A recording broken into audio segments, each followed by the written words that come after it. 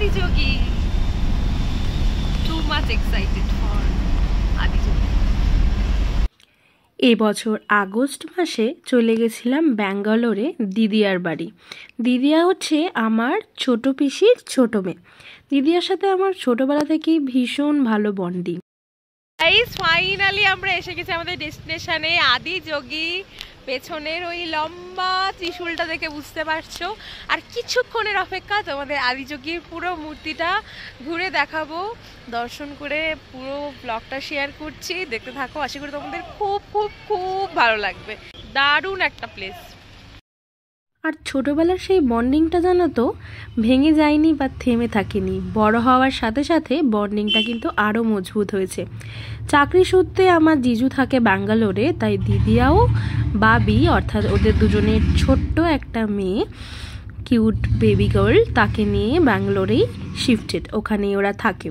তো ব্যাঙ্গালোরে যেহেতু আদিযোগী আছে, তাই আমার অনেক দিনের ইচ্ছে ছিল ব্যাঙ্গালোরে যাব দিদিয়ার বাড়িতে আর আদিযোগী দর্শনে যাব। তো ফাইনালি আদিযোগী মহাপ্রভু হয়তো চেয়েছিল, সেই স্বপ্নটা পূরণ করতে পেরেছি আমার এই জীবনে, তাই খুবই ভালো লাগে। এখন তোমাদের সাথে সেই মেমোরিটাই শেয়ার করছি। এটা ছিল আগস্ট মাসের মেমোরি। ব্যাঙ্গালোর যে গেছিলাম সেই ভ্লগটা যত তাড়াতাড়ি সম্ভব আমি শেয়ার করার চেষ্টা করব। তো গাইস, আজকে আমরা এসেছি কোথায়? ব্যাঙ্গালোর কর্ণাটকের ফেমাস প্লেস আদিযোগীতে। দেখতে পাচ্ছ এখানে বিশাল আকারের মহাদেবের মূর্তি আদিযোগী, যেটা মানে প্রভুর মূর্তি। তো চলো আজকে ব্লগটা দেখতে থাকো, ভীষণ ভালো লাগবে তোমাদের আশা করি। আদিযোগী পাপা বলছে, পাপা মাম্মা, মা তোর মেয়ে ডাকছে মা, ও মাম্মা। হ্যাঁ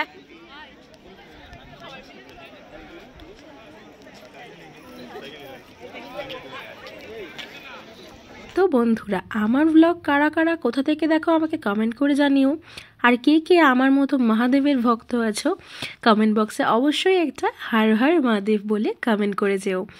আচ্ছা, এবার বলি, আদিযোগী কিন্তু দিদিয়াদের বাড়ির থেকে গাড়িতে করে মাত্র 30 to 40 মিনিটসের ডিস্টেন্সে। তো তার জন্য আরও বেশি অ্যাট্রাকশান ছিল যে ব্যাঙ্গালোর যাব মানেই আদিযোগী দর্শন করতে হবে। আর দেখো, কথা বলতে বলতে আদিযোগী প্রভুর পেছনের দিকে চলে এসেছি, কারণ আদিযোগী মহাপ্রভুকে সামনে থেকে দেখার পরে ওখানে তো পুজো দেওয়ার কোনো সেরকম ব্যবস্থা ছিল না। তো 3 বার 5 বার বা 7 বার যার যেরকম ইচ্ছা সেরকমভাবে আদিযোগী মহাপ্রভুকে অনেকেই দেখছিলাম প্রদক্ষিণ করছিল। তো আমরাও সেভাবে 7 বার আদিযোগী মহাপ্রভুকে প্রদক্ষিণ করে প্রণাম করেছিলাম। তো দেখো, সন্ধেবেলা কিন্তু এখানে একটা দারুণ অ্যাট্রাকশান আছে, সেটা হচ্ছে এখানে খুব সুন্দর আদিযোগীর লাইট শো হয়। কথা বলতে বলতে দেখো লাইট শো শুরু হয়ে গেছে। সন্ধ্যে 6টা থেকে লাইট শোটা শুরু হয়। আমরা গেছিলাম 4টের খানিকটা আগে।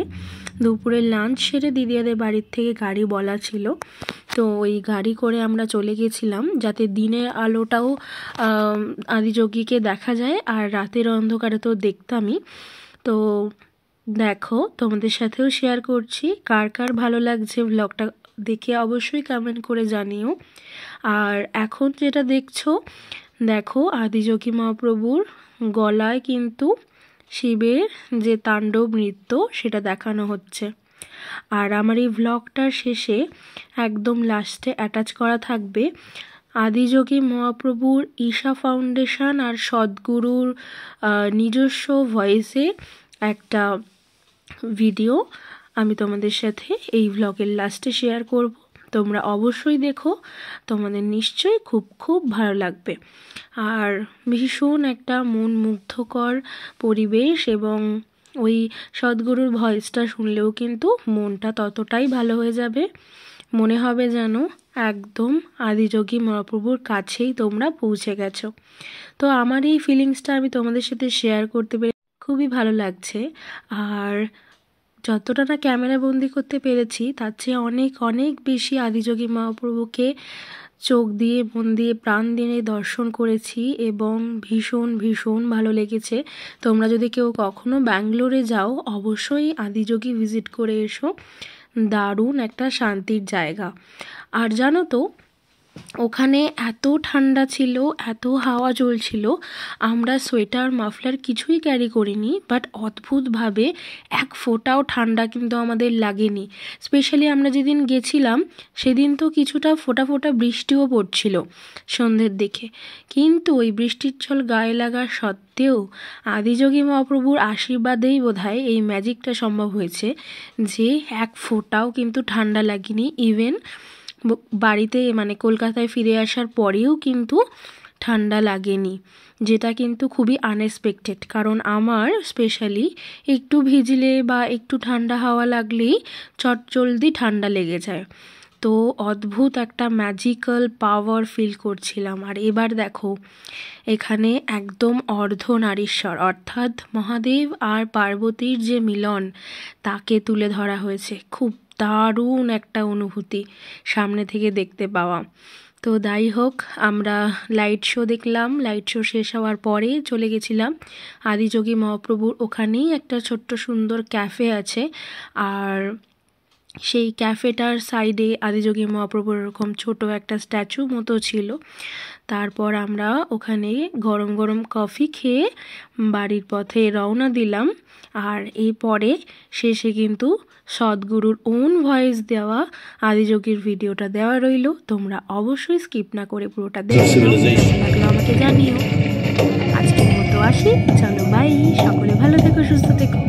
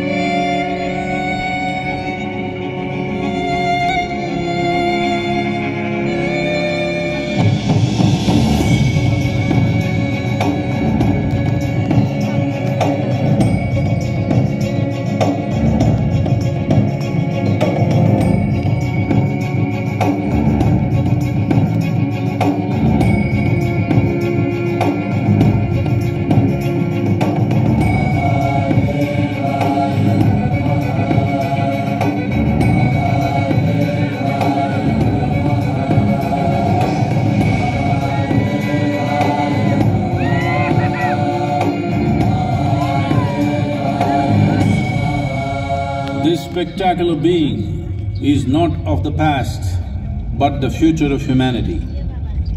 To move humanity from hallucinations of ups and downs to nameless ecstasies of one's interiority. Mahadevaya Namaha Mahadevaya